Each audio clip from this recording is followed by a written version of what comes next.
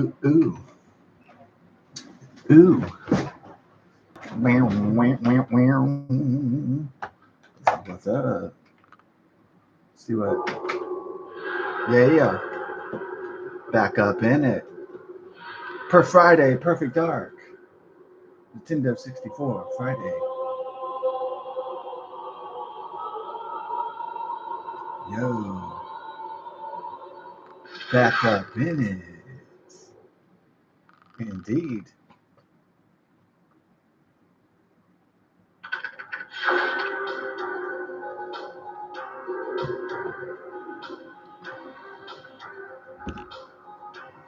Attempt that repair, Dons. Let's go do it. All right. Back in the experience, we had High Ruler, Mega 7, Chronicle, and of course Wyatt Herb for that herbaceous. Yes, sensational. I'll put on our cheats because, well, it's hard playing in the big leagues. We have a Game Shark too. I don't know if I want to use it, but I think we'll be okay with that.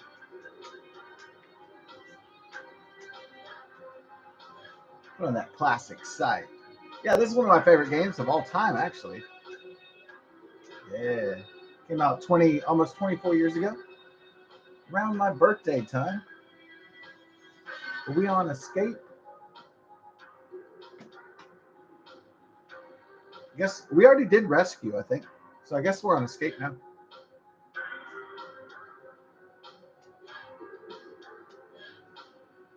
We just, since we're playing a whole bunch of different games, we decided not to call it Perfect Dark Fridays or per Fridays.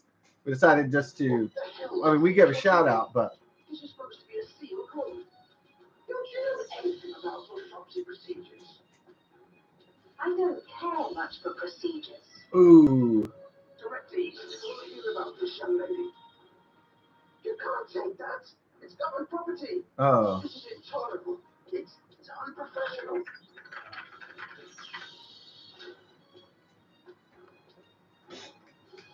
Let's see how that overconfident chief deals with our gas defense system. She'll think twice before messing with me again. I am badass. How dare she? No, that wasn't meant to happen. Did he switch from an English accent to an American one? What the hell?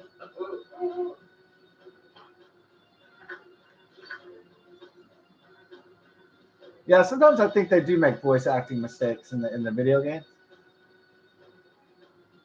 Like somebody will have a redneck accent, and then they'll have a British accent, and then they'll have like a Boston accent, and then they fuck it up sometimes, I think.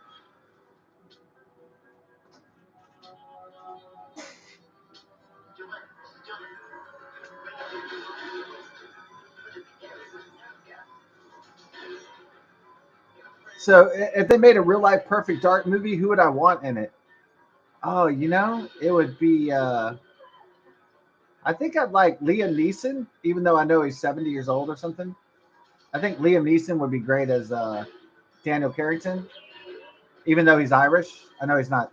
I know he's not Scottish, but it doesn't really matter. And I think like somebody like Daisy Ridley would be great or Sophie Turner as Perfect Dark. Just somebody young-ish and kind of sexy. So.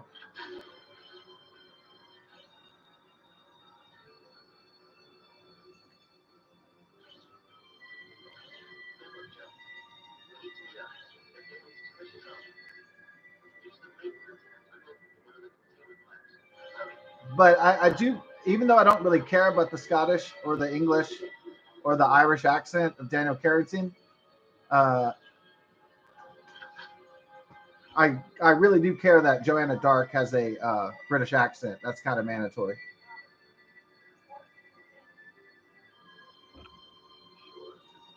If they ever made a movie of it, I would be in ecstatic heaven as a fan of Perfect Dark for this long. Did the new Perfect Dark game come out from the initiative? I thought it came out this year. The new one from Microsoft Xbox X. I have to check to see if it was released already. I don't know if it was a big splash or if it was a turd. I know this game is badass, so I have to check on the status. You know what happened to Perfect Dark, the new game? Oh, it's not released yet. Oh, it's not out yet.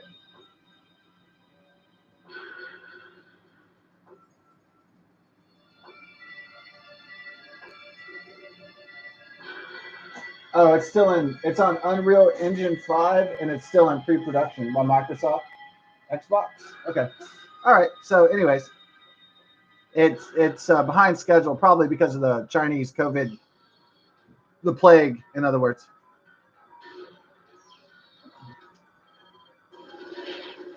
So it probably faced production delays.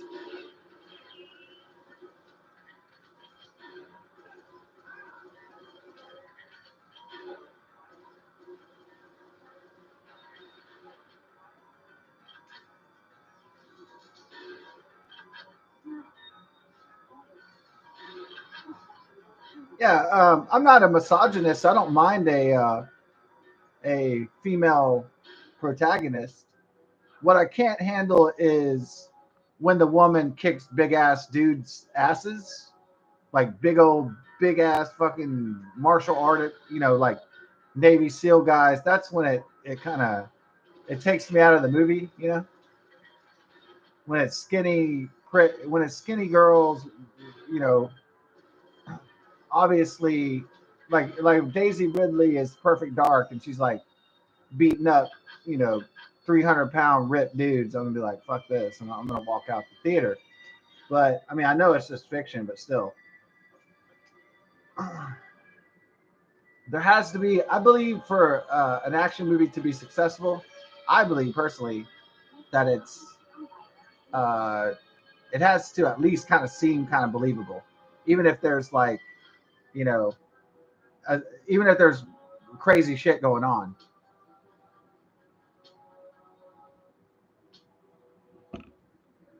I believe that physics, at least the rules of physics and reality, must be followed to a certain extent. Like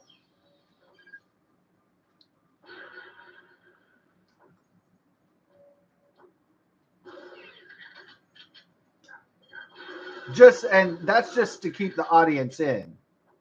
That's just, but if it's Daisy Ridley like taking on like Navy SEAL, like 20 Navy SEALs or something, I'm gonna be like, no, that's not happening. So as much as I love baby Daisy, as pretty as she is, as lovely as she is, there's still got to be some kind of believability factor to the movie that I'm watching. I mean, it just has to be there. So somehow, even if it's the most extraordinary story. Um,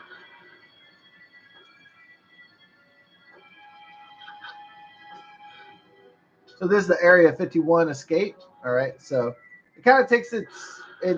This movie wears its inspirations on its sleeve, so it borrows a lot from Bob Lazar and Area 51 lore, also Independence Day, I think, and but a lot from Bob Lazar and the concept drawings of artists about Groom Lake, the secret government facility that is purported to house extraterrestrial biological entities or EBEs and have craft such as supposedly recovered craft from other worlds, alien, not of non-human origin, UAPs or what it'd be known as UFOs. Um, so apparently, but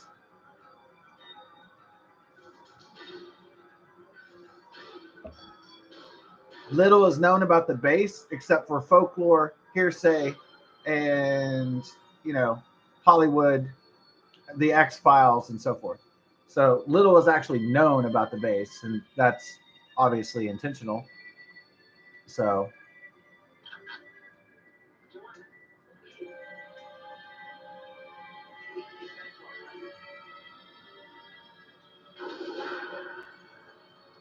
Okay, so why don't I think there's going to be alien disclosure about the 2 trillion galaxies in the universe, in the observable universe, and possible alien life?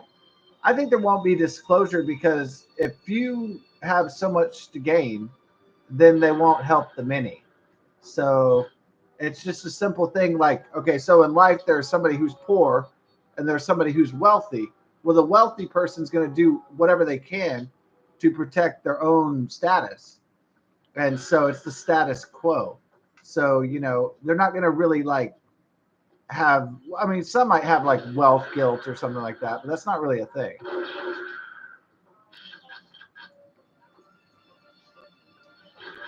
In other words, if there's nothing to gain for people, then they're not going to take action. Cui bono, who benefits?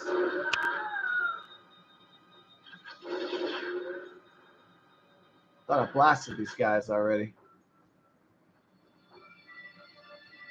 Jimmy Chunga. Oh shit. Let's get out of the line of fire, Don. It's your boy Jonathan, Don. Doug, what's up, Doug? You want to squad with the dark team? You better not mess with Team Perfect Darkness, bitch. Tell you what, you got J Dog over here. You got Joanna Dark. You got double J Dogs. You got shit. You got double J in the house, but there's no weed. What they're gonna do about that? Oh, I don't know how many dudes are coming out of here. Where's Bob Lazar, fool? Uh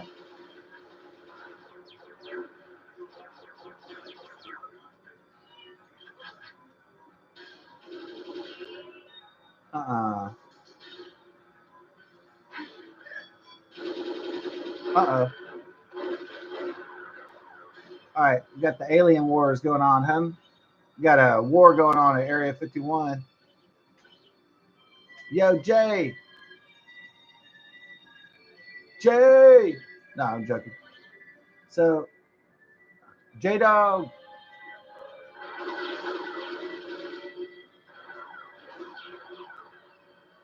All right. J Daddy.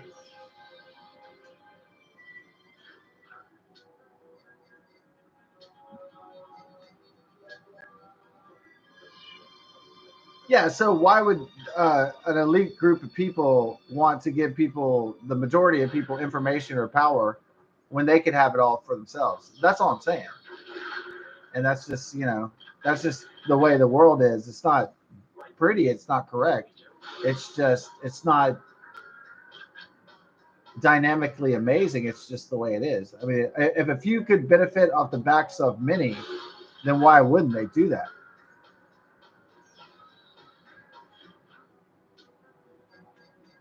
Sorry, that's the actual reality of this world.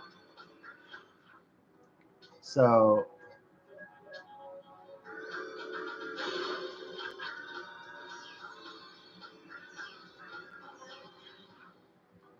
it's not a pretty thing. It's just the way it is.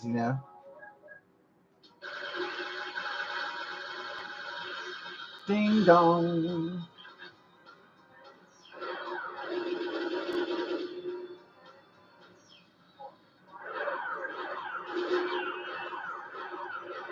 Say hello to my little friends.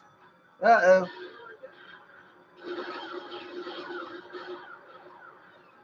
Say hello to my little friend, Maricons. Okay. Locate alien tech med pack. What? Did I not locate the med pack?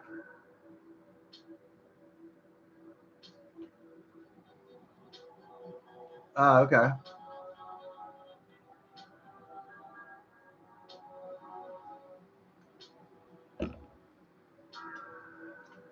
I think I messed up the mission homes.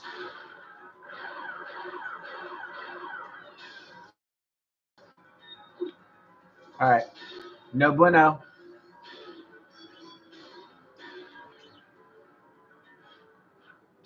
I thought we automatically had the med pack. Oh shit. All right, we got to find the med pack. Fool. Is it back in the Nurse Robinson? Oh shit! There's a horse in the hospital. Doctor Octagon oncologist. I come from the church of the operating room. Feel your heart beat, but bleep, but bleep, bleep. Cool Keith. Yeah, Cool Keith. The Doctor Octagon oncologist. It might seem like really whack, the rap, but it's like, man, dude, where is the med pack at? Where's the med pack?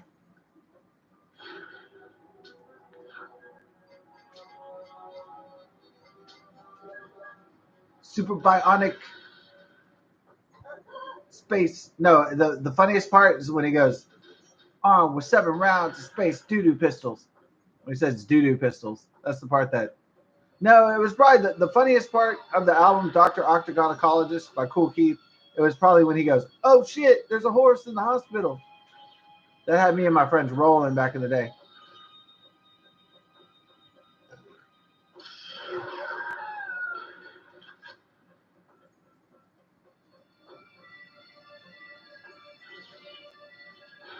Yeah, that one killed us. That one killed us. It's like, where's the med pack, Don?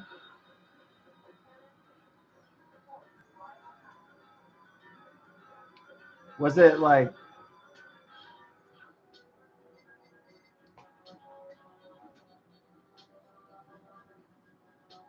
oh,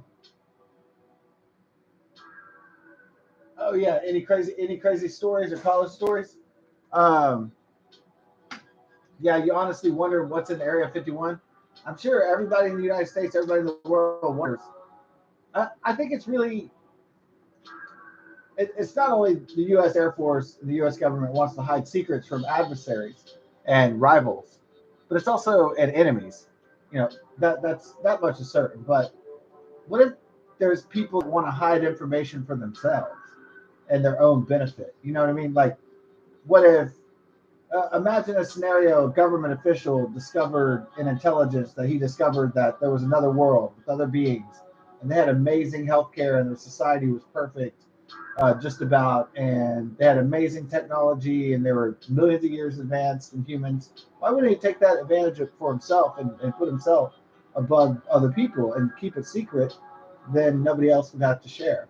So it's just kind of like, yeah. I mean that. I know that's a cynical view of humanity, but it's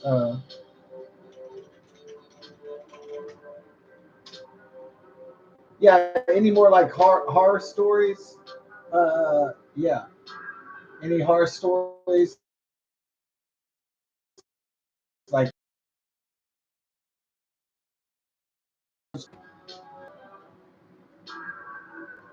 huh? So do I already have the med pack? Am I looking for something that's not even there? I feel like I'm yeah. Any like crazy stories? I have I told the one about being at Kroger's and the the guy who was high and stoned. Maybe I haven't told that one yet. Maybe it's probably one of my favorites because typically nothing happens at the grocery store. Usually it's pretty boring. Actually, sometimes it was so boring at the grocery store and it was so boring at CVS pharmacy that it was like, oh my god, like it was like time just it just seemed like, uh yeah, it was just, I can't believe I'm working here. Like it was, you know, like, man, this is just nowhere, dude. Like nothing's going on, nothing's happening, nothing's. It's just bull.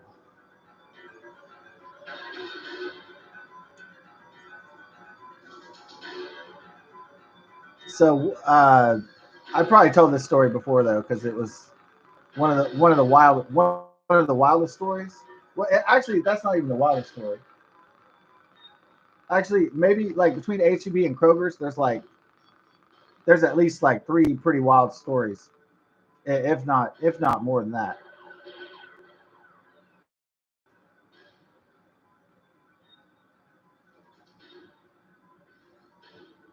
I'm not just talking about people letting like retarded people and like elderly like Alzheimer's patients in the store. I mean that's a hassle in and of itself. That's sort of a caretaker problem, you know.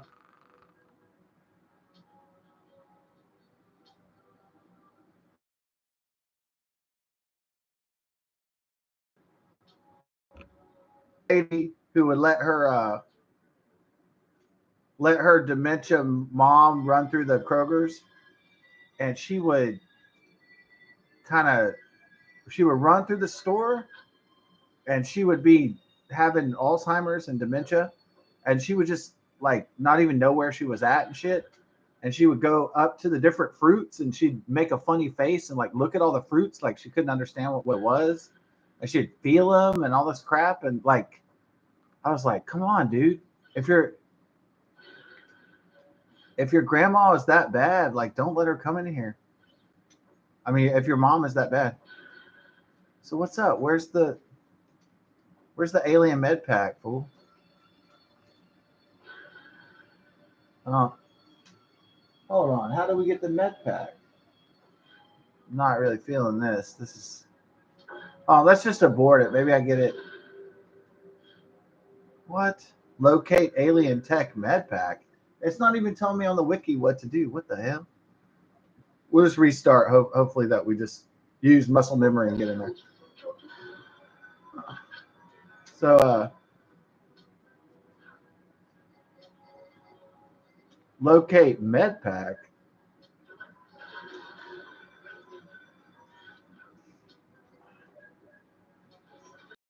So those are just stories of people just having like a dementia dad or a dementia mom, and they're older and they just let their crazy ass relatives into the store, and it's like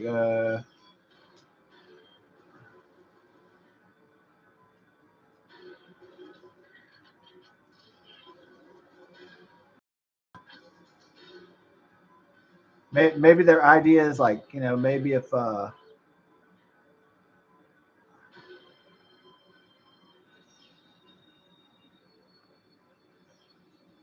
where did Elvas go? Man? Did I just take him down there? You're starting to get dementia, dude. No, not really. So then, uh, oh, you're right the first time. You second guess yourself. And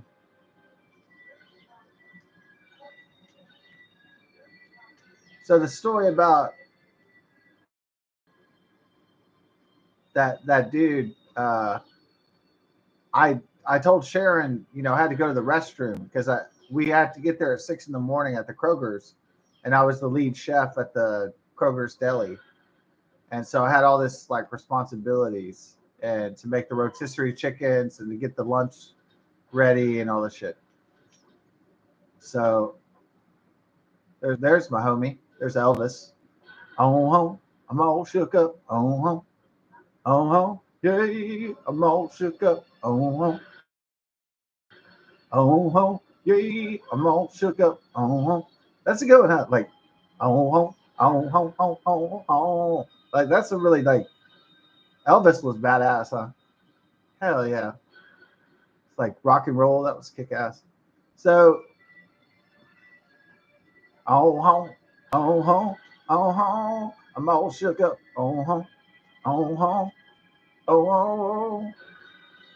I'm all shook up. That was just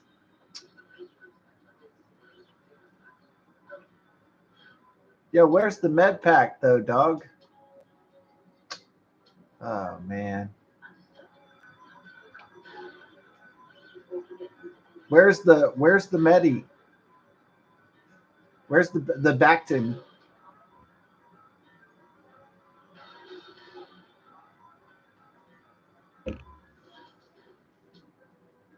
I like how in Star Wars universe in the video games they call the medicine they call it. I kind of almost wish it was called that. Like, yes, I need some Bactin, please. Baby got Bactin. She got it so wild.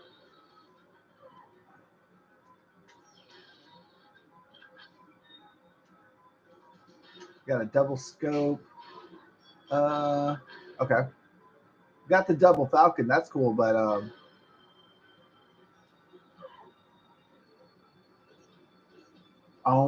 home, yay! I'm all shook up. On home, yeah. It's been a long time. You listen to Buddy Holly. You haven't listened to Elvis in a long time, huh? It's been a while.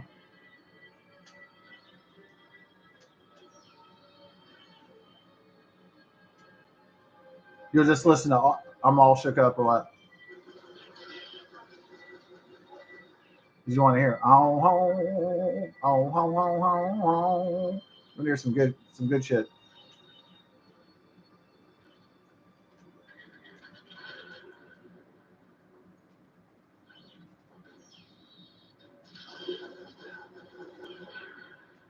I would appreciate that, boy.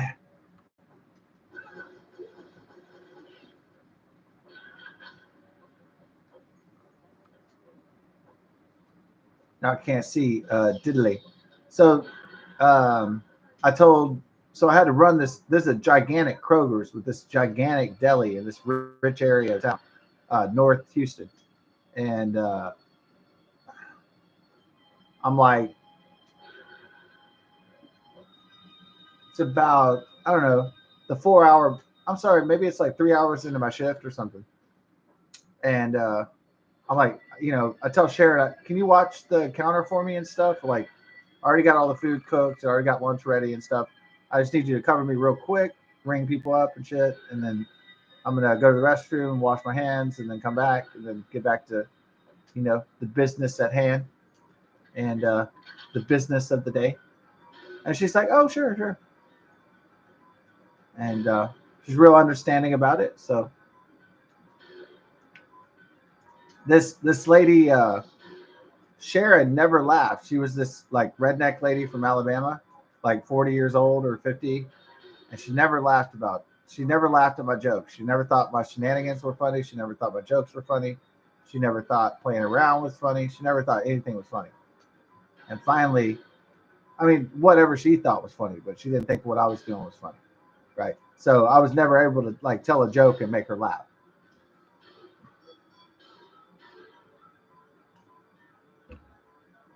And during this whole 5 year time, I was trying to make her laugh. And finally, after the fourth or fifth year, I said, uh, I told her I was going to the restroom and I was like, I'm going to go drop a Dunkin'. And finally she went, ah, ha, ha, ha, ha. And I was like, oh man, it's been like 5 years. And finally she laughed at one of my jokes. But it like took forever though. She didn't laugh at my shit. She didn't laugh at even when I made a chicken pyramid or anything. She didn't laugh at nothing of it. It's like, I guess she thought that if she had fun, she was going to get in trouble by the corporate overlords or something. That's what it was, huh? Oh, I know why I didn't get the alien med pack because you didn't open the thing. Silly. All right. You used to getting it automatically in the other deals. So I said like I'm dropping a Dunkin' like Dunkin' Donuts like I'm gonna go take a shit, and finally she went ah, ha, ha, ha. Finally got her, but it took a long time. I guess a lot of times she didn't want to joke around. She was afraid she was gonna lose her job or something. Like if she laughed at one joke that the corporate man was gonna fire her, I guess, or something. She's gonna lose her livelihood.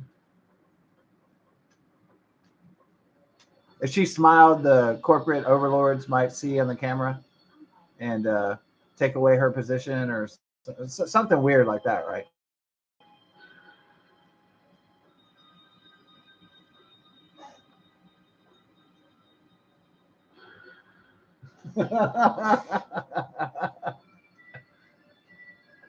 I'm gonna drop a Dunkin' like I'm gonna drop a deuce, and finally I made her laugh. It was like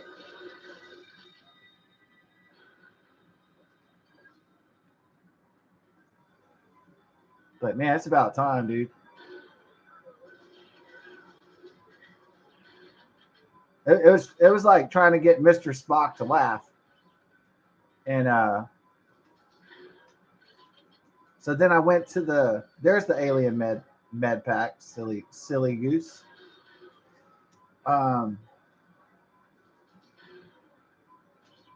there's the alien medicine.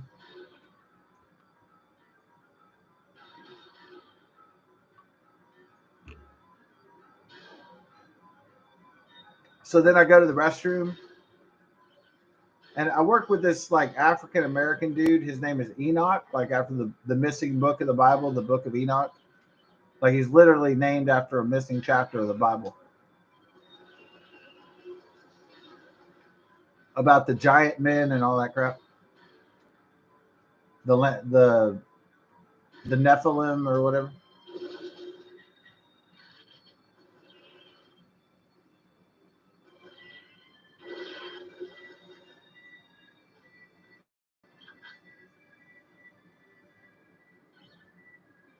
Now I heard you can't really cut chapters from the Bible. It's not like a James Bond book or something. We're gonna be like, well, I don't like this chapter in Venice. Let's cut it out. I don't think it's. But anyways, let's say that it wasn't edited. Let's say the book was lost. Let's be a little bit more. Let's not say that that all religions are a work of fiction and it's just tripping on acid, writing down shit. We hope religion is not that because if that's what it is, oh crap. So if religion is just John of Patmos tripping balls, writing stuff on a Greek island, we're in deep shit.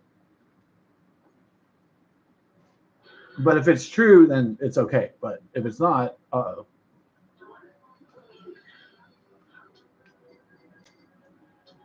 But there has been the time that people were reading Revelations and thought, man, this guy was tripping balls.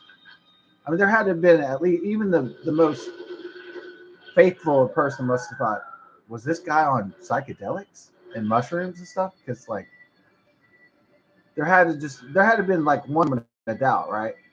Because the Book of Revelation is very trippy, very. It seems like it's drug induced hallucinations, and some certain psychotropic substances and acid and mushrooms and psilocybin could produce that sort of thing.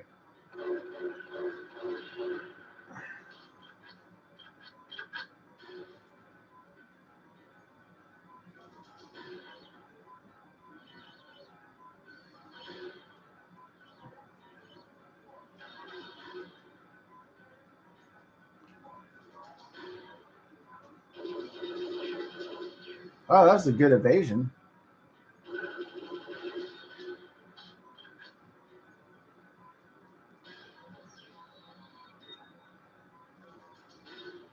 Area 51, son.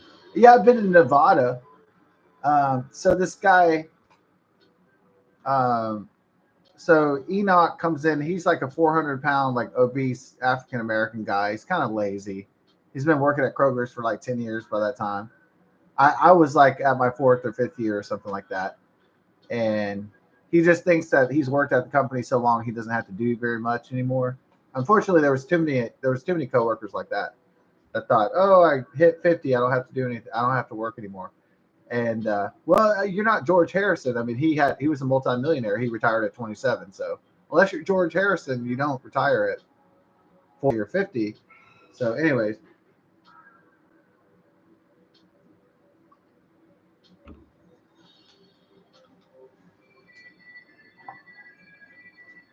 so I know not everybody's blessed enough to be a Beatle, but it's like, dude.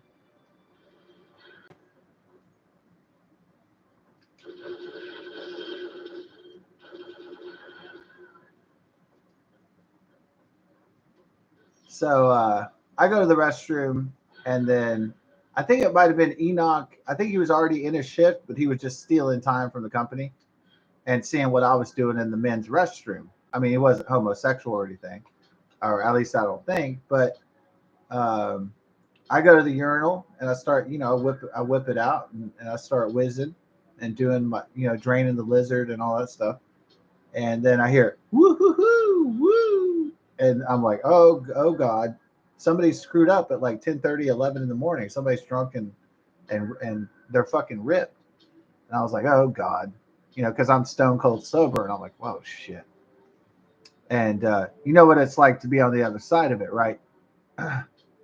You give as good as you get, uh, and so being on the receiving end isn't as wonderful as it sometimes is to be on the giving end. So uh, this guy is like so wasted. He's like in a delirious type, like a manic state or something like that, and almost like a Charlie Sheen episode. And I'm like, oh God,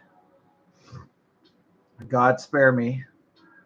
Um, and then I've unfortunately I had to fart because it's the men's restroom and that's where I can fart because I'm like the guy who makes the food.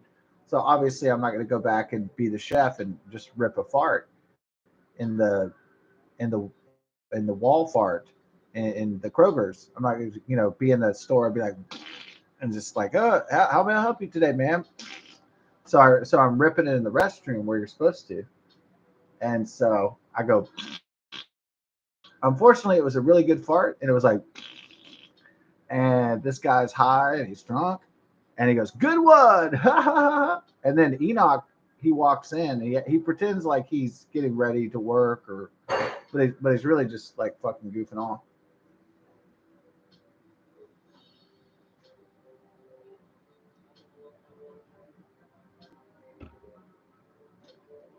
And then he goes, "Uh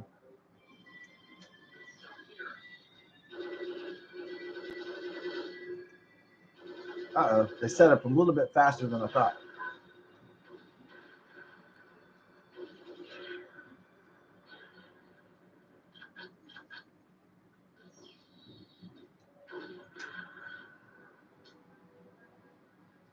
So he says, he goes, "Good one."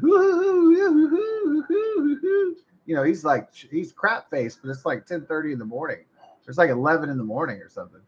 And you see like there's like a bottle of vodka and all this shit. And who knows? I don't know, like he was almost like in a state of like psychosis or something like that. He was kind of like he must have been drinking for a long time or something because he was he was gone. I don't know how he ended up in the Kroger shitter, but it was just, I don't know what his chain of events were, but it was just like, what the hell? And he was acting so delirious. He was acting like flamboyant, like, Q from Star Trek or something. Not gay, but like flamboyant. He was acting wasted.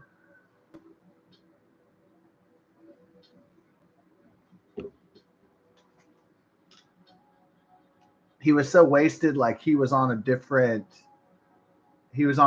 planet. And it might have been a creative, a funny planet, but he was on another world at the time than most sober people. So Enoch sticks around, and I'm like, man, I need to get I want to get the fuck out of here. And then Enoch's just sitting around, his 400-pound whale ass, and he's just staring, and I'm just like, oh god. So I'm trying to wash my hands to get the hell out of there. And then he goes, and then the guy goes, I raise you a shit. After he said my fart was good, he goes, I raise you a shit. And then I'm like, dude, we're not playing fucking like fart poke, like we're not playing battle shits or something, dude. I didn't say that. That's what I was thinking of. But I was really thinking, I was like, you got this one guy who's wasted in the shitter in the men's restroom, and this other dude who's just staring because he's just bored, and he's just laughing at this dude who's ripped. And he's just gonna this black dude is just gonna laugh at the white guy, about this poor white uh, drunk uh, I mean like rip motherfucker. And I'm just like, no, I'm not here right now. No, I'm out of here. So I'm trying to wash my hands to get back to the job site as quick as I can. Of course, thought it was funny that he said I raised you a shit, like we're playing like fart poker. But I was like, no, I need to. I mean, it's a funny like if I saw that in a movie, I'd be laughing my butt off. But if it actually happens to you in like real life, there's shit that's like funny. Like if you're watching like a comedy movie, but if it actually happens to you, it's not going to be that funny. All right, and that was one of those times. I raise you a shit. I was like, oh my god. I mean, it was. I mean, I'm not saying it wasn't like a clever. I mean, it was. It's like somebody you don't know is high and stoned and drunk. Of we found like there was an empty bottle of tequila and vodka and all that crap. After the fact. So, but that he's like after I farted in the private men's restroom, I went, and he's like, "Good wood." Just out of it's almost like Jim Carrey. It's almost like a silly comedy movie. It's like Jim Carrey's like, uh, "Smoke it." Like it was, what the hell? It was pretty ridiculous, guys, folks. And then he goes, "I raise you a shit." Like we're in Los Angeles or something. We're in Las Vegas. I might as well just call it Los Angeles because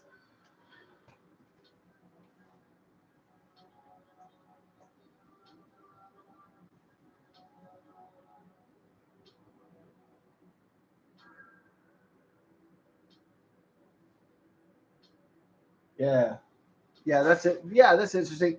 Yeah, I'm not saying I'm not a believer or anything. It's just, I mean, I could see what I'm trying to say is that I could imagine somebody reading the Bible and being like, "Is this for real?" Like I could definitely imagine that happening. And they're saying like, like somebody reading the Bible and they're like, "Is this guy on drugs?" Like, especially the Book of Revelations, which is really cryptic and it's very creative and it's very you know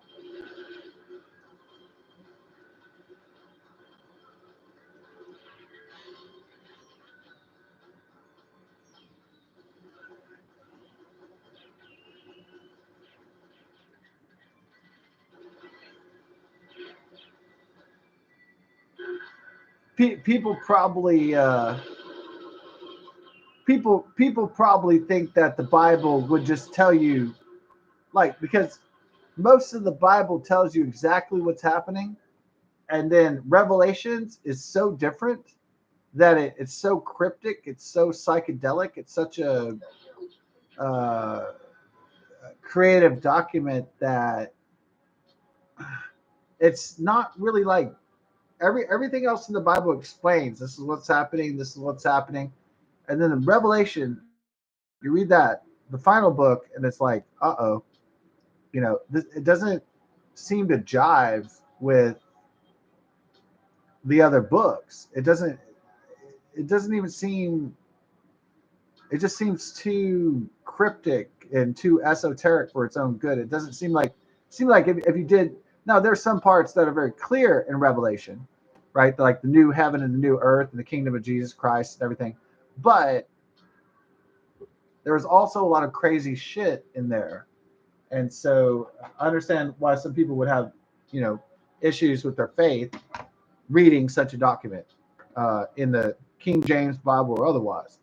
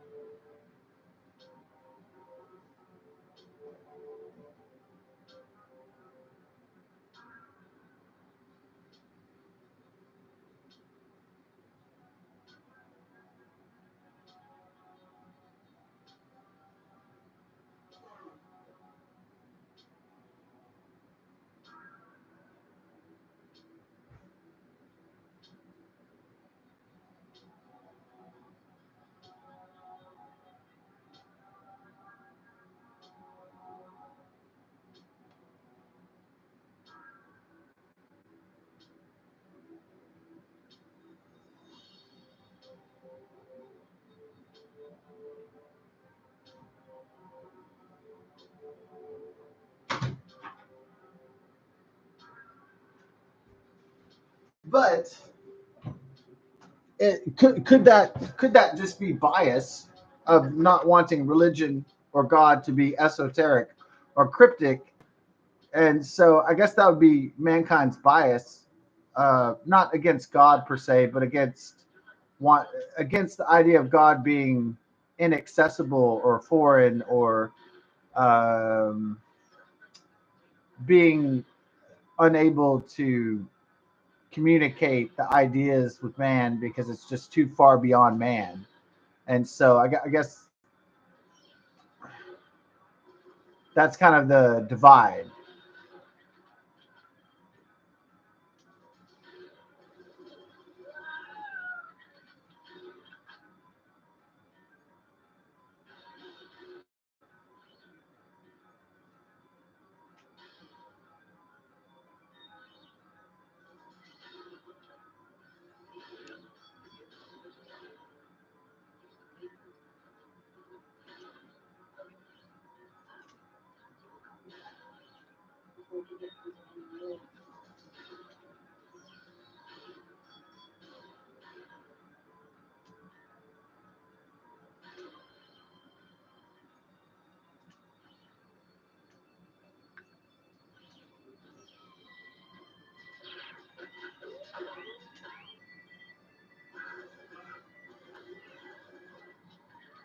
I raise you a shit. Well, I mean, I suppose a shit would be a upgrade from a fart, obviously. Definitely. What would be an upgrade from a shit though? It would be like it wouldn't be constipation. It would be like, I guess, I don't know, vomit or something. I don't know what it would be, but whatever he would have been like, I raise you a vomit. Like, I raise you. I would have been like, I raise you boogers.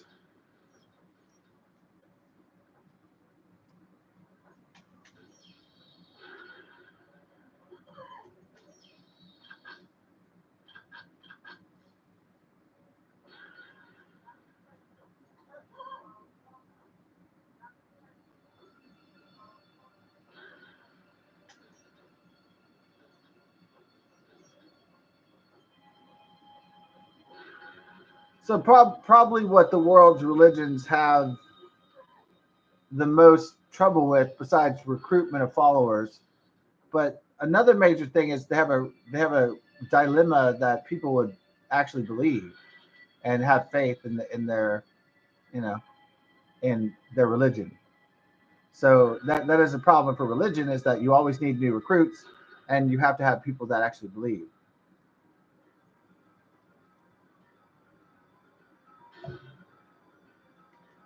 So that's kind of prerequisite for a religion, is that you need followers. You need So if you have a world where you have more Twitter followers than Christian followers, then Christianity might be in a bit of trouble. If you have more followers on Facebook or YouTube or meta platforms or whatever,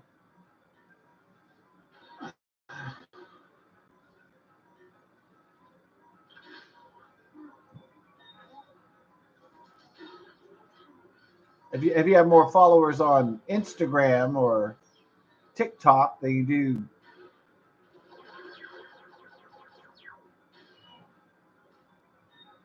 see that definitely.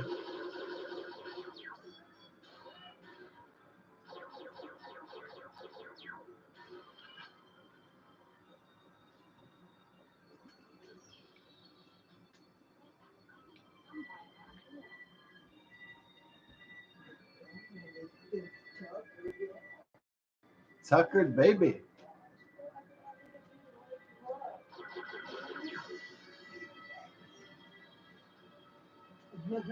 I love you.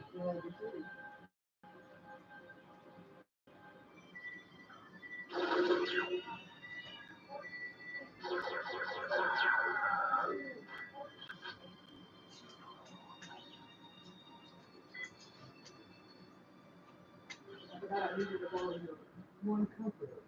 My one comforter. Remember the plaid one? Because we're going to be sleeping on the air mattress. Oh, you need my plaid? The plaid. Oh yeah, go ahead. Yeah. I know all about that. Oh wait, no, it's not under there. Where is it at? Where's the platinum? It's you folded it up so Bella could eat it.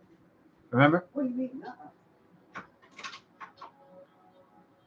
It should be in the closet. The bathroom closet. Oh. Oh, the platinum? Or maybe I got it so I could wash it. I thought you took it already one night, the other night. Didn't you? Huh? I thought you took it. Yeah. Where did I take it? It's not in there. That's just the regular. Yeah, I know. Oh, this one. Why do you have to take that one? Because it'll be soft and comfy for us. That's what I was talking about. Yeah. All right then. Okay. But I already remade. All right. Okay. It's going to be freezing in Arkansas a lot. Yeah. Yeah. Oh. It's going to be freezing in Arkansas a lot. Yeah. Yeah. Oh. And we're sleeping on an air mattress, and I don't want to have to borrow Yeah. blankets from Mom and Dan and Uh-huh. Crystal and then Julie and Yeah. Larry at their house and all that. Okay. Oh, you had me scared. No, I thought you meant a different blanket. I thought you were talking about the quilts. No, I took your quilts and put it in. Ah, okay. Okay. And I was like, oh boy. I'm like, what did I do with it? Even though we're not really that fond of Angie, we are. Yeah. So I don't know. That's kind of weird to have a love-hate relationship like that. But that's kind of weird. But well, it's a love, but she was really rude a lot of times. Oh, Bella, it's okay. Here, come over here. But is that the way women used to be in the old days? Yes. Okay. Really, like when your mom and Angie, they'd be real blunt and rude. No. Or like you would say, "Hey, I got this new painting scholarship," and they would say like, "Well, you know, you're not no Michelangelo, right?" Yeah. Is that why the older ladies want? I don't know. That's just the way they used to be. Yeah. Oh, It's Mama darn, Bella. it's not very nice, but it was I know. like I know. nice new condo. Oh, don't you like our new condo? It's sterile like a hospital. Yeah. I was kind of like thinking to myself like, Yeah. Okay, Bella. Mama's so sorry. but anyways, Mama, rest in peace, Angie. Come over here. Come over here. Sorry. But not all women. Well, not all women were like overcritical like that though. I know. But from that generation, from the Great Depression, they were kind of like real. They were like that. Yeah. I'm sorry. What? No, that's just the way they were. They weren't. I mean, I'm not saying I wanted people to be nice. You've got your new blue blanket. You've got 2 comforters. Yeah. So I think you'll make it. I thought it would be good. Well, you've also got the quilt that you have. Yeah. And I got her. I could grab her. Her little snug lovey. Yeah.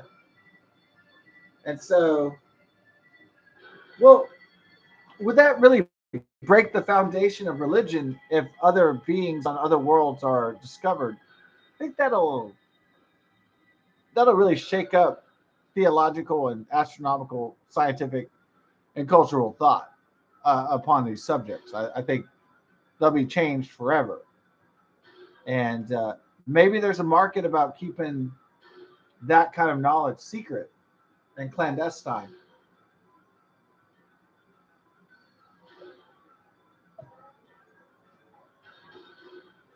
Perhaps it is true that politicians and secret intelligence officers that have these access to this information don't want it out because they're afraid that it might destroy the religious and social fabric of society, and that would um, bring chaos and disorder and a lack of cohesion. Could be possible that they're correct.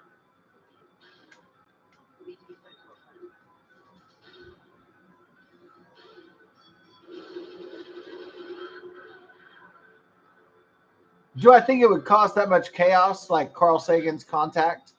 Like have a bunch of religious terrorism and things trying to blow up scientific facilities of exploration?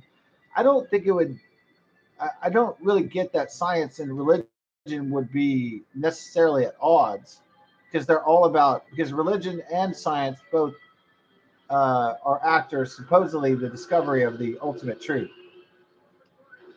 So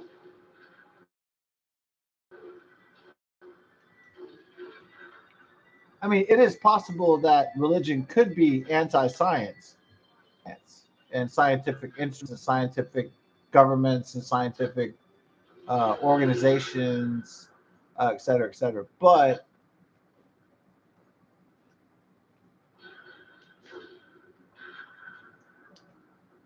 I don't.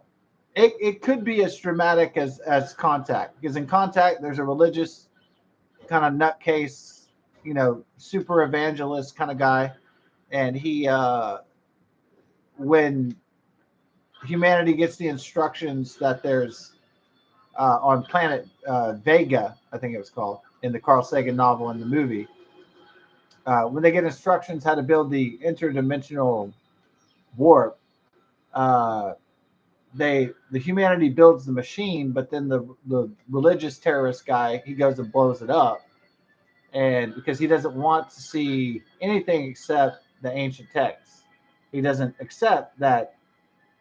Um, he doesn't accept any kind of belief system that is not his own, and he considers other ideas to be blasphemous and to be wrong. And he is unopen to ideas that may make him feel uncomfortable, or he might lose power, or maybe he loses revenue and televangelism, or there's all kinds of different motives.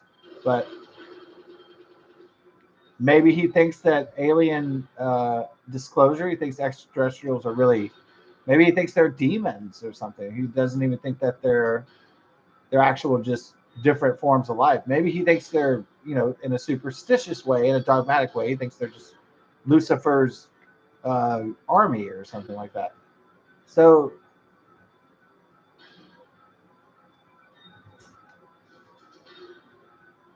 Jonathan was killed.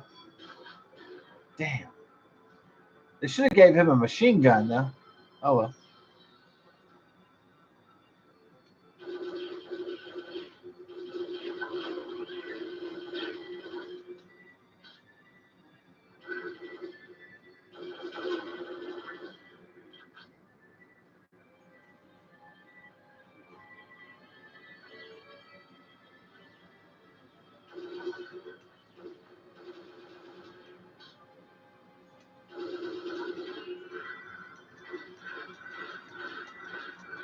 Now I'm just angry. I'm just blowing shit up. I'm just like Tony Montana blowing people up because I'm just so enraged. Like, you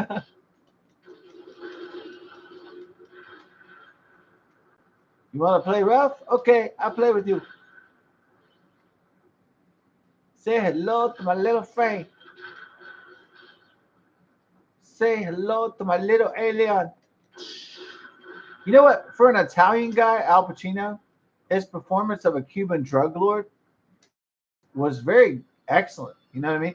Like, think about it, the guy's Italian and he's in Italian gangster movies. Well, maybe that's not so much of a stretch because Italian and Spanish and French are romantic languages. Is Romanian also a romantic language? Also in that language class? You think there's extraterrestrials, but not anyway. I think there's extraterrestrials, but not anywhere close to us. I don't know. Joe Rogan was talking about extraterrestrials that were, millions of years more advanced and stuff like that. So, yeah. I mean, they could be primitive. They could be like Lost Worlds, Jurassic Worlds. So, you're thinking of 2 trillion galaxies, ballpark estimate. And then you got trillions of galaxies, 2 trillion at least, millions of suns, stars, and then you have, uh, billions of stars, and then you have millions of planets. So in all that,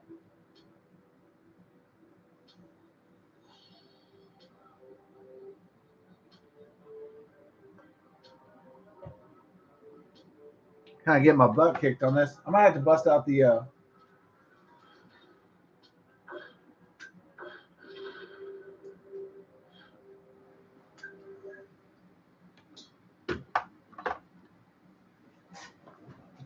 Game Shark, Holmes.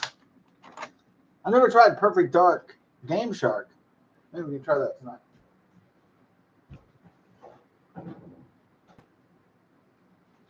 Go with the Game Shark Pro. Try it out. See what we can do.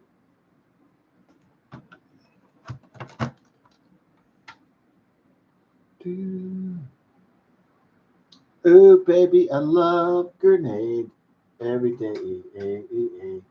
Ooh, baby, I love grenades. Uh-oh. It's not working? Try this. All right. Oh, no.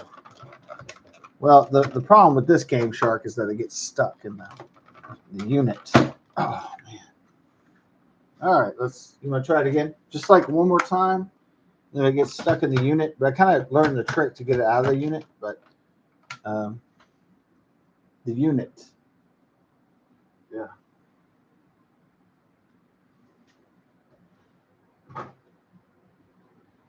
Ooh, baby, I love grenades. I like the way it blows up. People do.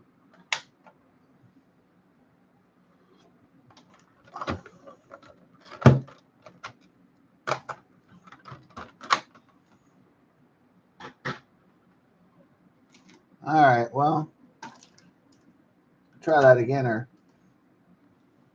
I guess the Game Shark wasn't working on that. Maybe I need to clean it or something like that, and then maybe it'll work. Ooh, baby, I love grenade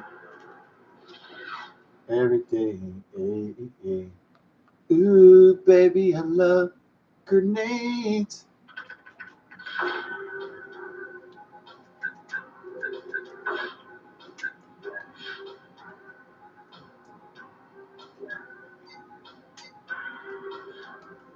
Chronicle.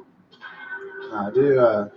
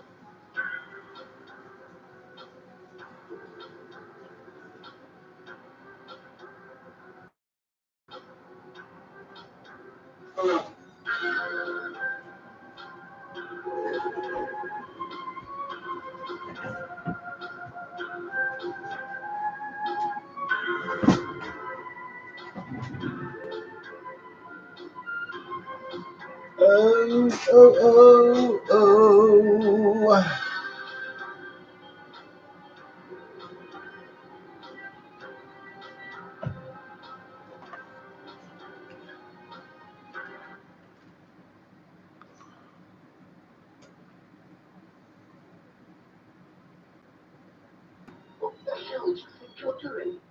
This is supposed to be a sealed room. You're...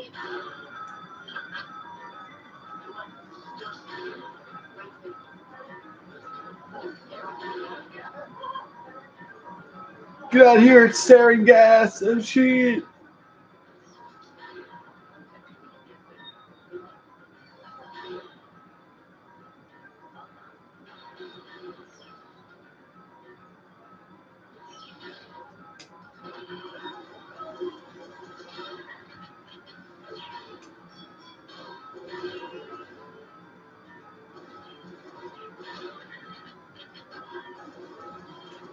Kind of like the music. They're trying to make it as like suspenseful as like James Horner and Aliens, kind of. You can tell they're trying for that click, click, click, which is pretty cool, but kind of homaging Independence Day and Aliens and X Files and everything at the same time. Definitely wears its inspirations on its sleeve. I like that.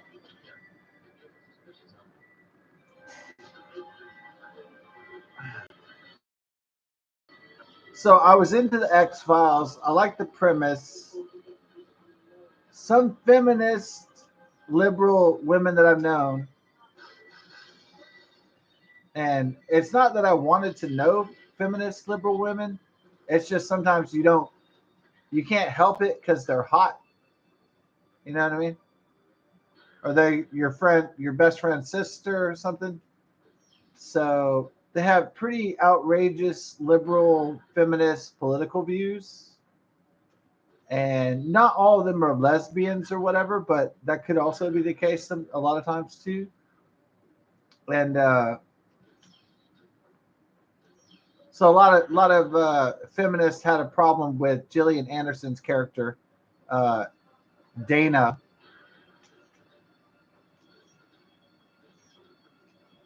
A lot of people had problems with Dana Scully. A lot of feminists, especially. Now, guys, they just thought, "Oh, that's a really hot chick," and they didn't care about what. They didn't even care if Dana Scully had great dialogue, or they just care that she showed up. Right? That's a really sexy redheaded chick. But feminists had problems with Dana Scully, and let's go beyond the sex and the feminism and the misogynism or whatever. Let's examine the show on the basis of the dichotomy or the um, let's examine the show on the idea of you have Dana Scully who's religious and believes in faith and God and she's Catholic or whatever Roman Catholic, and then you have uh, Mr. Mulder, Fox Mulder, who is not religious at all, does not really believe in God, and kind of just believes more in freak phenomenon.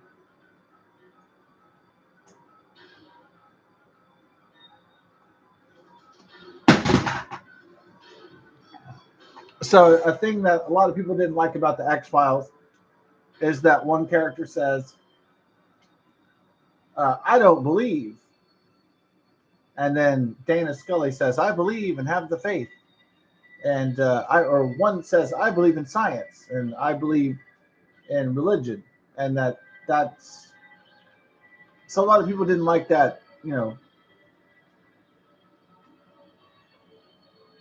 that kind of dynamic, if you will, of the show.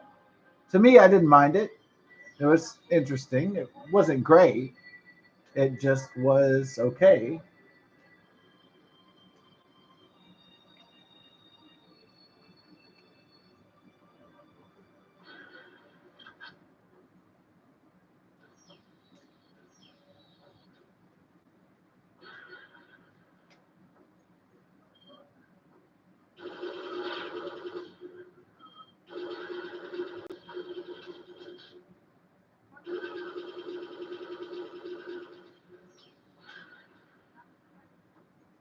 Targets eliminated.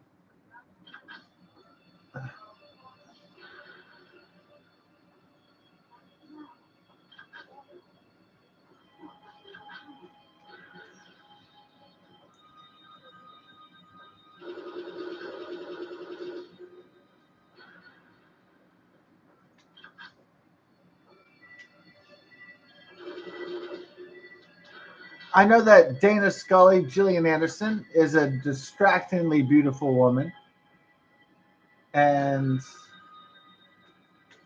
but if you enjoy her character and you enjoy the show, then you can kind of slowly get past that and just have your cake and eat it too.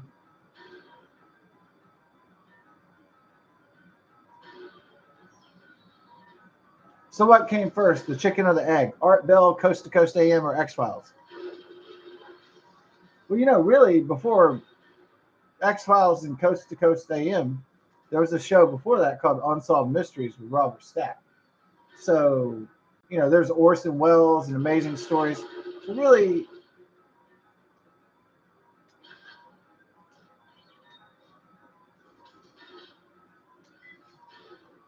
now what Art Bell, Coast to Coast AM did, and what the X-Files did, is popularize the idea of shadow governments, secret societies, conspiracy theories, paranoia. They solidified that into the consciousness of a lot of American people and a lot of people around the world.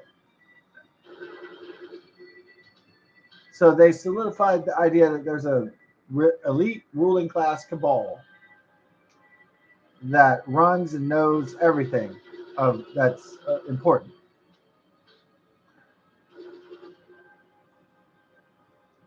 And that there's a public deliberately being kept in the dark about these secrets and about these revelations.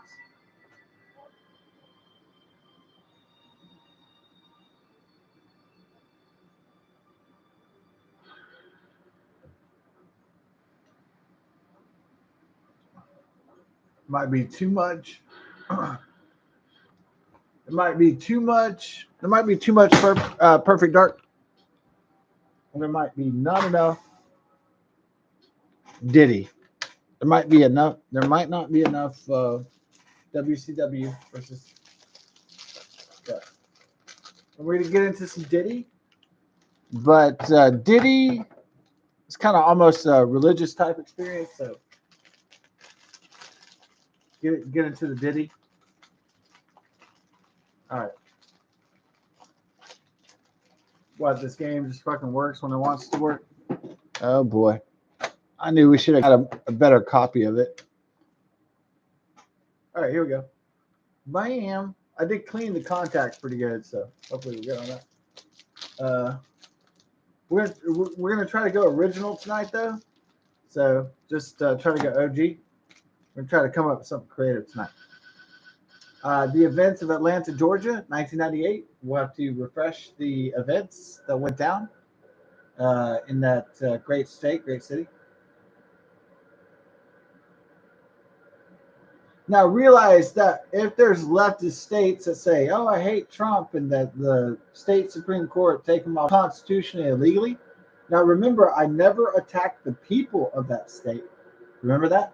That's diplomatic, but it's the correct way to attack the problem.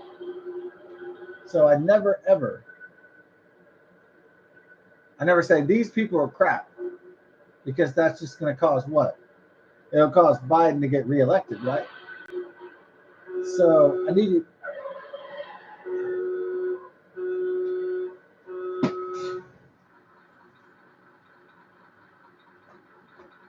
yeah. This really didn't happen. It's just kind of a joke. There it is. I like how they show it's like the heart monitor, and then they show the Hulk Hogan and stuff.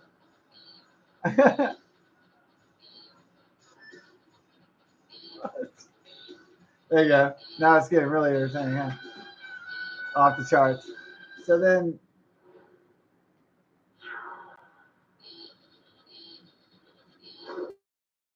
full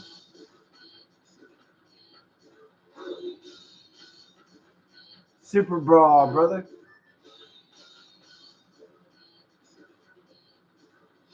I was like, is there a? Let's get an option, dude.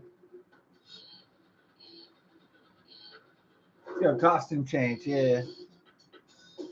This is where the game really flies, is your ability, like your freedom of ability.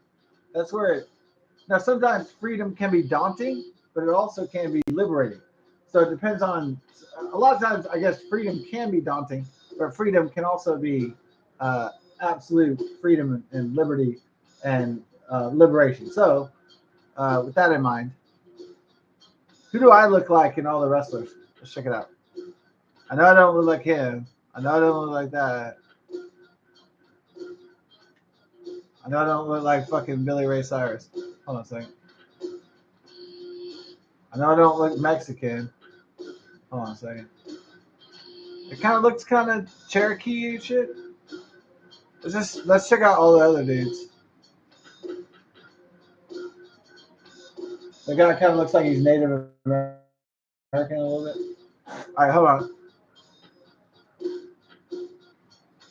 I know I don't look that like serial killer dog. Oh yeah. All right.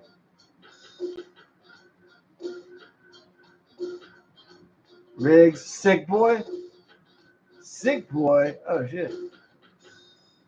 Diamond Dallas, Goldberg, Bret Hart, Chris Benoit.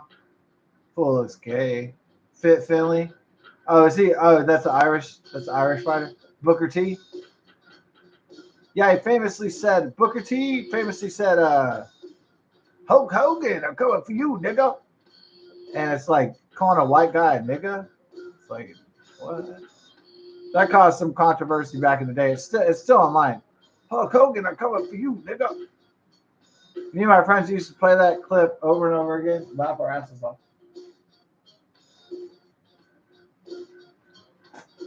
When I take it down in the job, I'm coming for you, nigga. It's great. Okay, you got the Japanese wrestler Yugi Nagata. What the? Oh yeah. Psychosis. Ultimo Dragon. Oh, it's got like more like Mexican wrestlers, huh? That's pretty tight. Doctor, they made like a Frankenstein guy. I forgot how retarded. Oh yeah.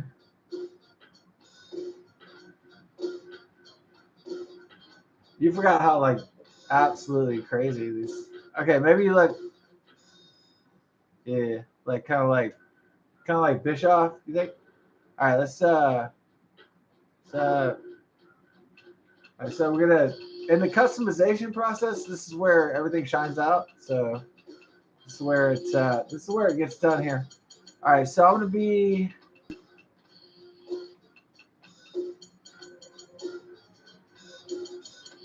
Does it go into the backwards or what's backspace? What? Oh, okay, you just go left. All right, that's fine. Okay, so I'm gonna be fabric.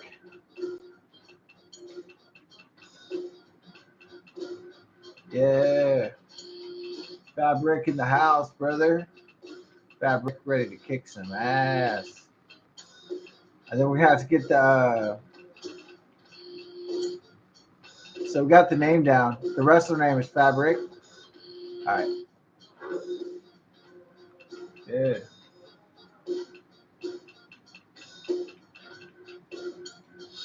Y'all ready for it?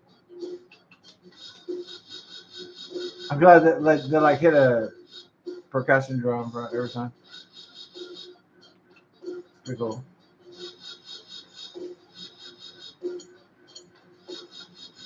There we go. Got maybe we call it like Fab Force. What do you think? Fab Force? That'd be like pretty intimidating. Yeah, let's call it Fab Force, but with a like a actual four though. Make it more like deep. Fab Force, but the fabulous force and shit. And there we go. Okay, so we're kind of trying to like get my wrestler down, dog.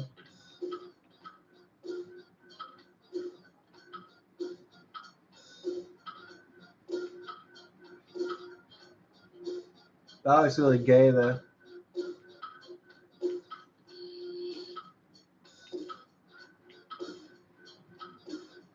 You want to do like New World Order and shit? Hell yeah. No, I'm just joking. Uh,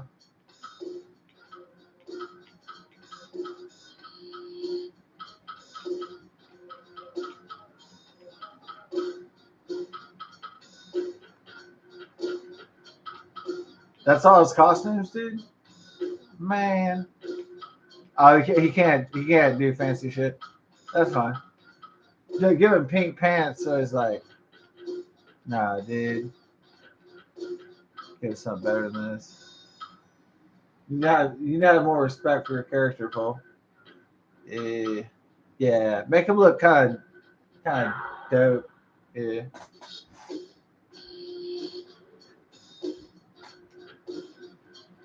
All right, I think we're ready for that.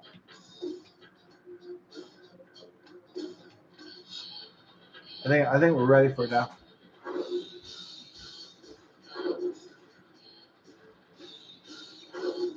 We're still going to Super Bowl. We got Fabric in there. Fab Force. Yeah.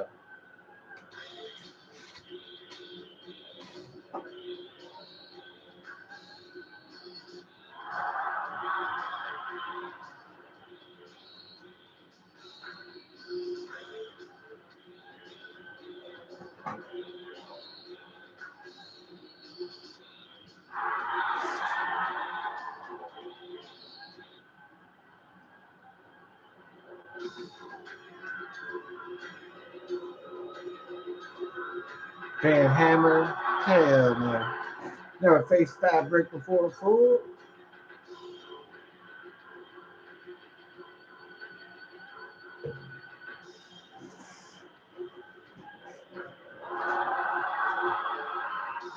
Uh-uh.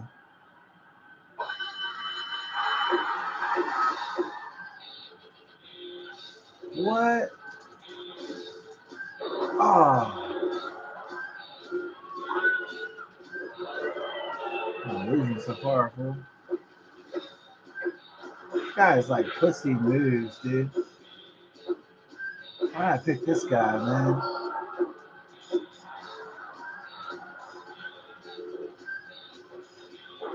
Oh.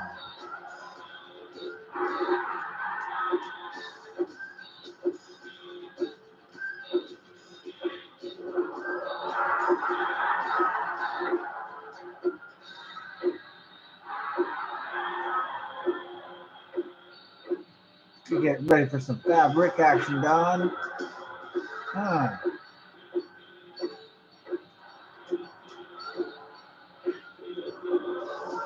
Can handle this, fool. Ooh. Yeah, you better respect the eyes, dog.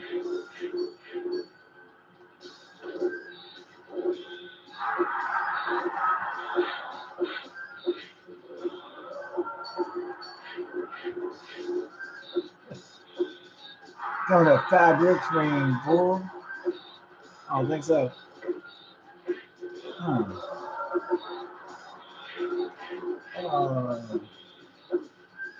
Better respect the eyes, homie. Shit. All right. Show what happens when the messes with the fabric of the space-time continuum, homie. Ooh.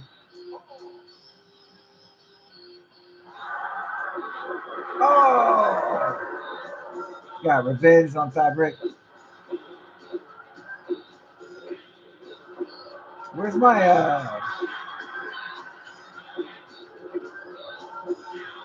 Oh, steam came in. Oh shit. Damn it.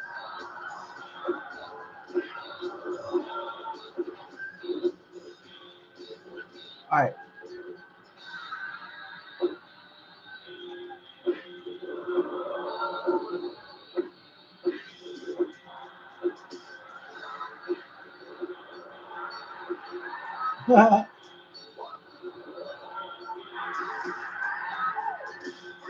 What the hell are you doing, dude? Oh, smack me, dude. Oh shit. You're getting double teamed, dog.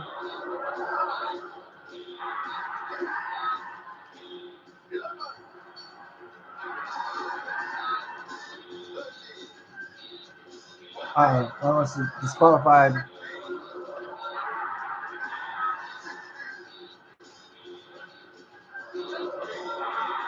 Shit.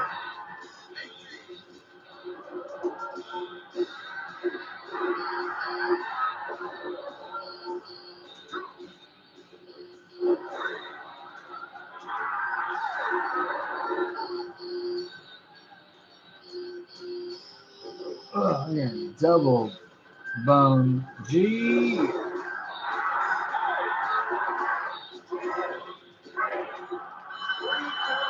Oh,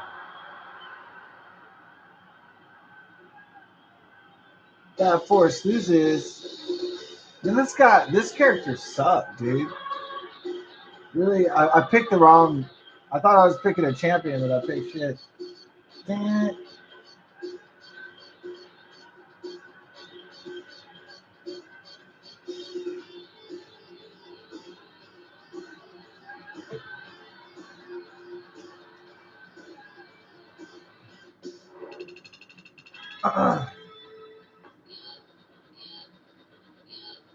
All right, let's do our costume change.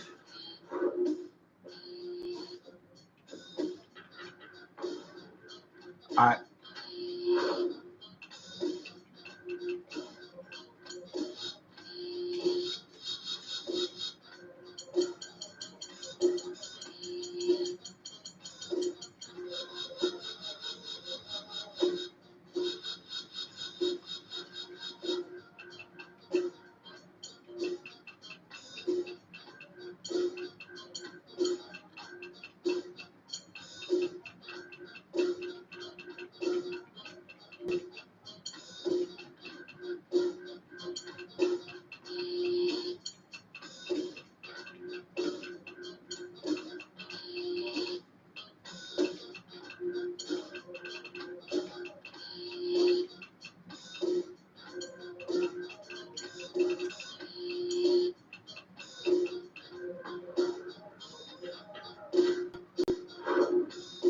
I'll call this guy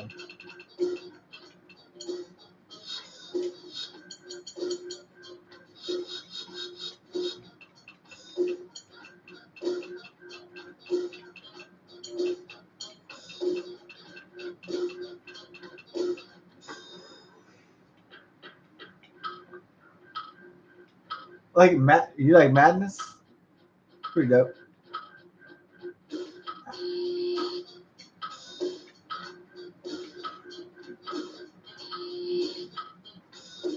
Yeah.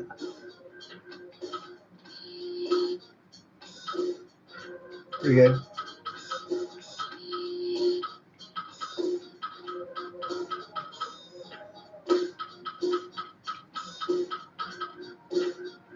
That's great.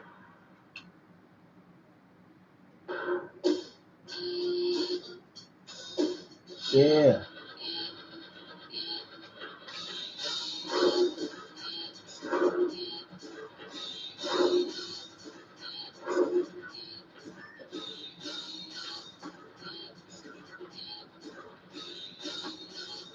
Nah, man. Go bird, fool.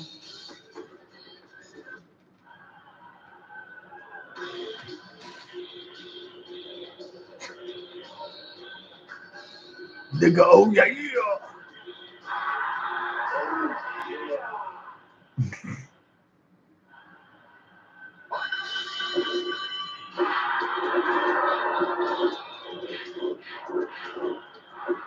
Yeah, recognize Humsey. Oh yeah.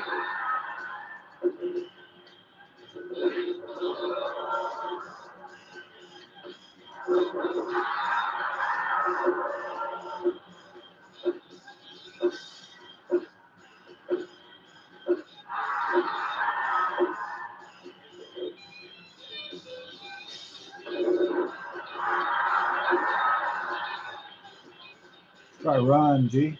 If you don't. Ah.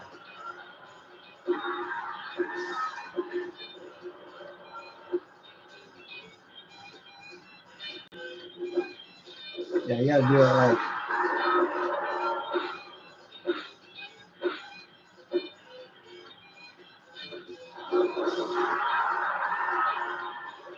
Oh, yeah. Ready for the pain, brother. Oh yeah.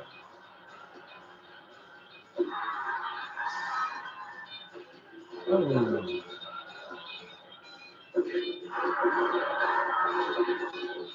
You mean the ball, fool? Inappropriate.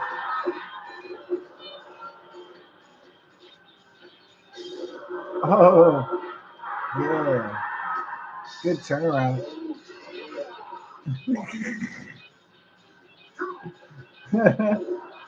Silly, what are you doing? Like, oh yeah. What the hell? Stop you a Slim Jim, fool. Oh yeah. Uh-oh. Gonna have a problem here. Ah. Oh yeah? Have a little bit of this, Goldie. Goldie sucks. Goldilocks. Have a little bit of this. Yeah. Have a little cream, Goldie. All right. Oh yeah. What?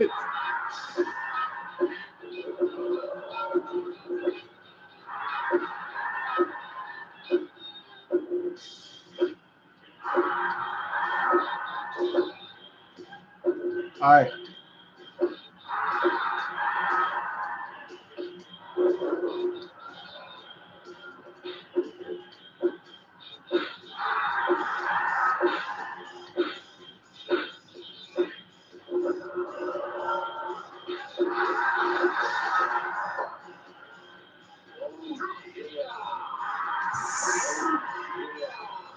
Oh.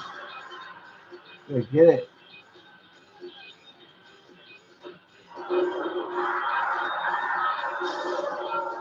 There it is.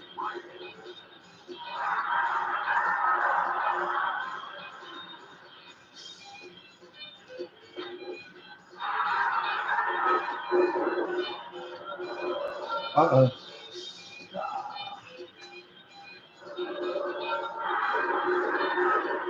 Oh.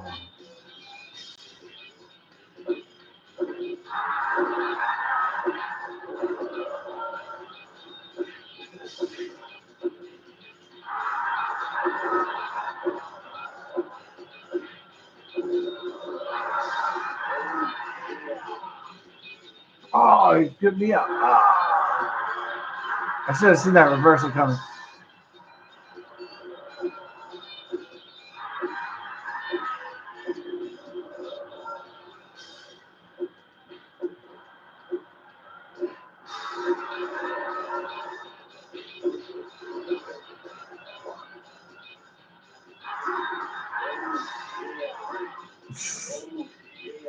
Uh-oh. I did too much yeah. Oh.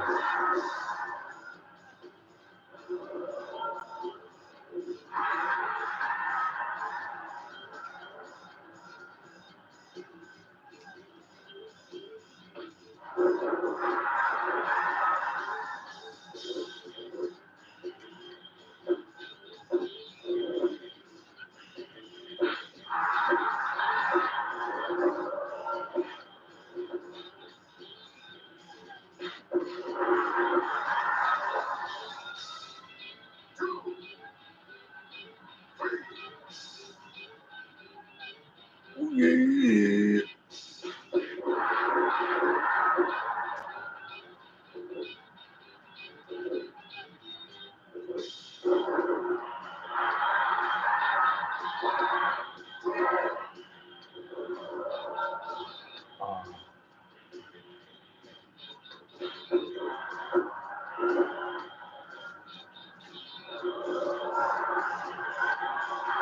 Oh.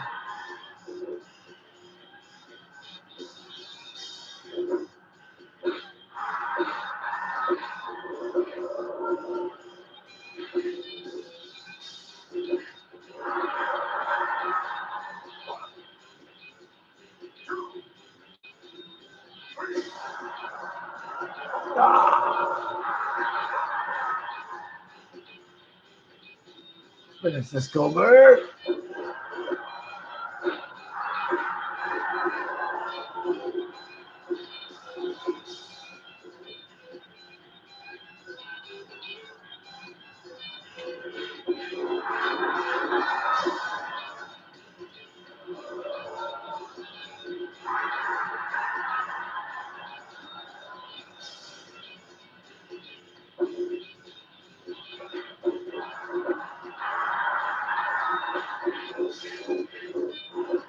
Yeah, do it.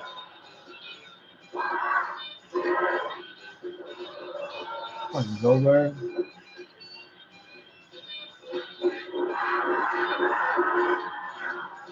Whoa! It's Brian Adams.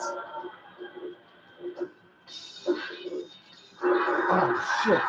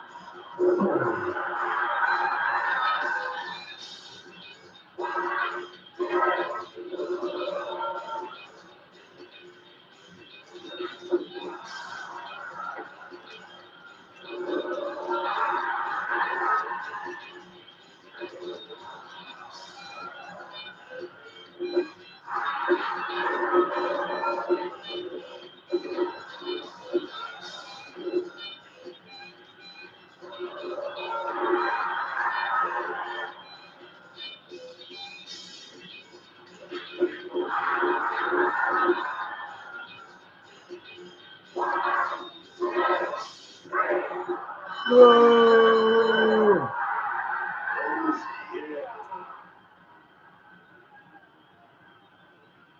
Is that good?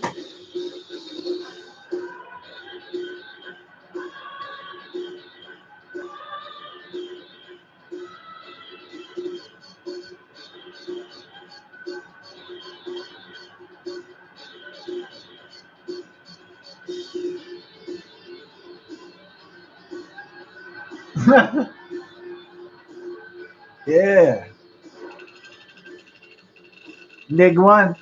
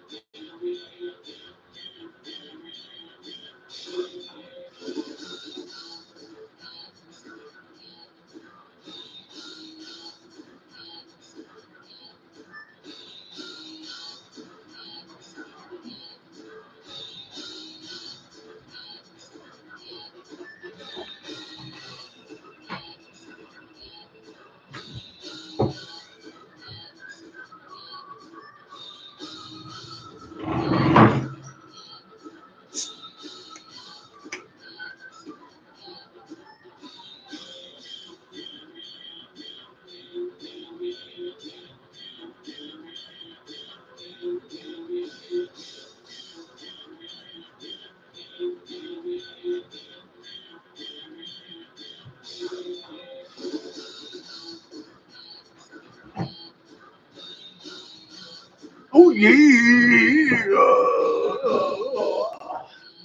Oh yeah. That's a pretty good one, huh? So, you like that one? It's like, oh, oh yeah. If you keep hitting the button, you keep saying, oh yeah, over and over. Oh yeah. It's pretty cool.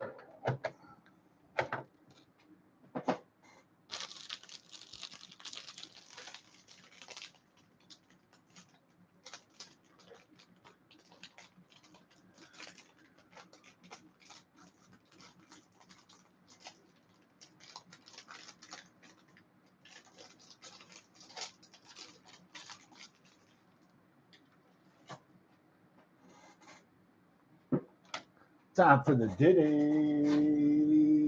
Yo. Time for the Diddy. Y'all ready for the Diddy? It's the next level.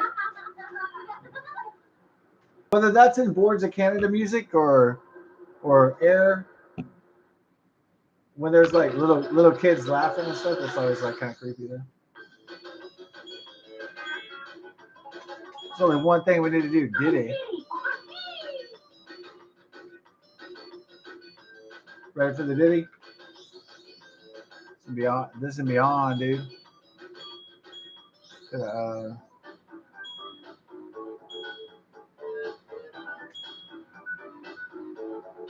Dino Domain, fool. Oh, it won't let me do it unless it's like unlocked. Man.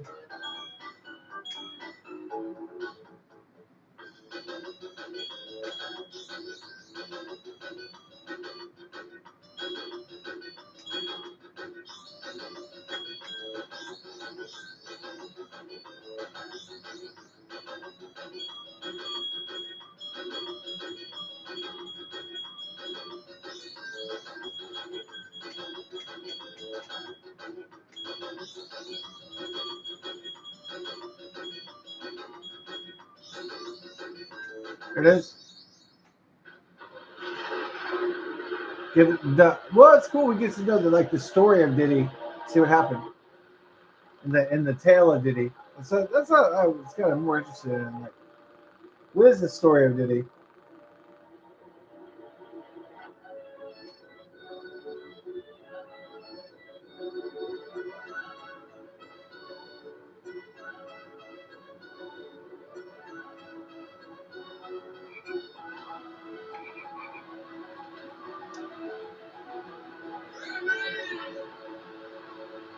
Like, I'm stoned. Like people who developed this game.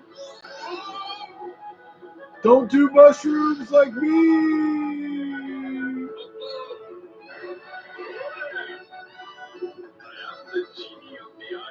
Uh oh.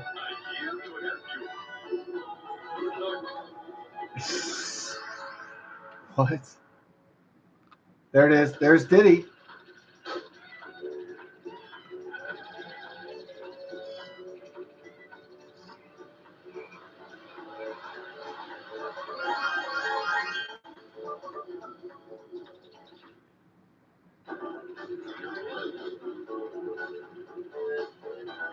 The music's pretty good though. Go to Ancient Lake because we only got one blue right now.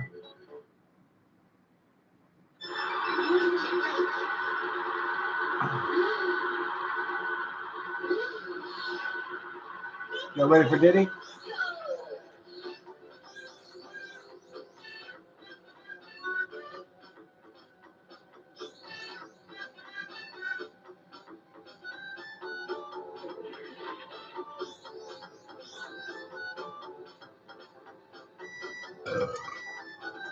Nice. Oh yeah, the dinosaurs.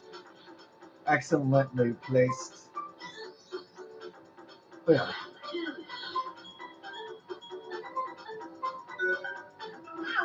This game like pretty much has like pretty good vibes to it.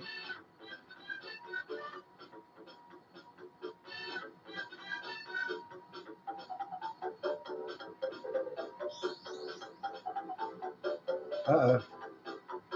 Let's hit that dinosaur, huh?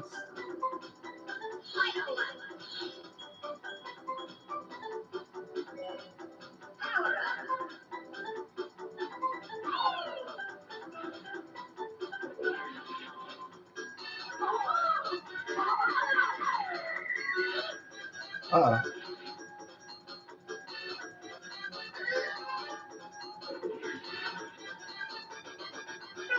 I feel that vibe. Oh, yeah. That's Diddy Kong, boy.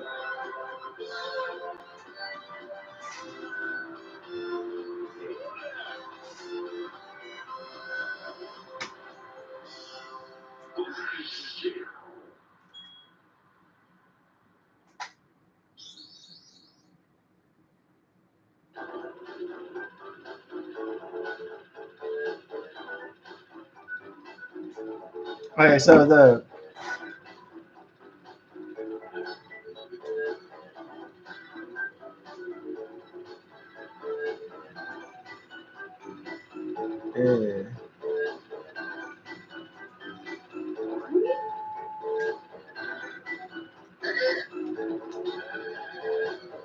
Diddy style, boy. I better know.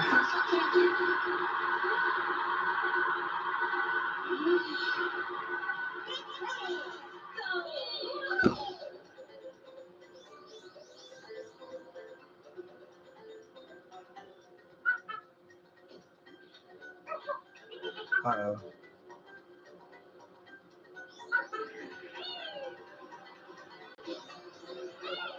Oh, crap.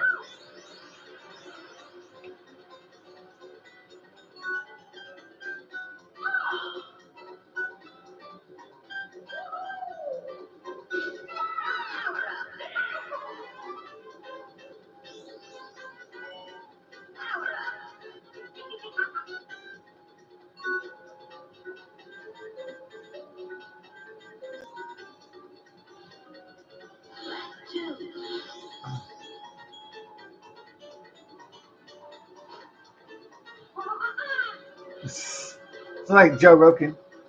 Oh, freak bitches. That's pretty funny. Way to go. Oh, freak bitches. Pretty funny.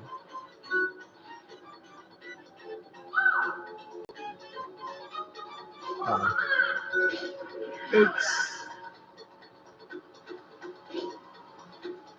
Are you enjoying Diddy so far? It's Diddy-licious. Yeah.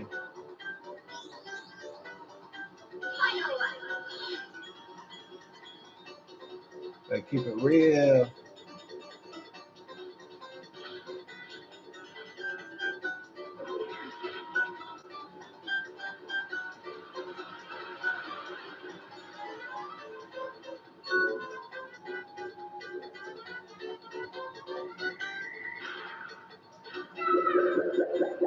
Oh!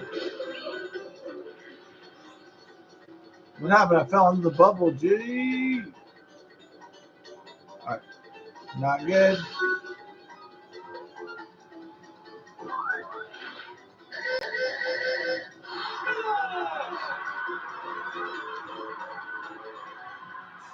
That's your boy.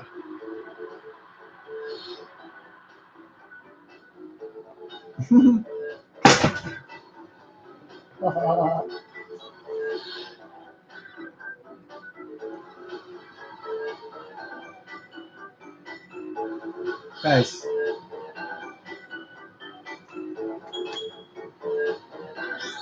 What, 4 places of failing grade? Whatever, dude. I suppose it is for Diddy. Diddy has high standards.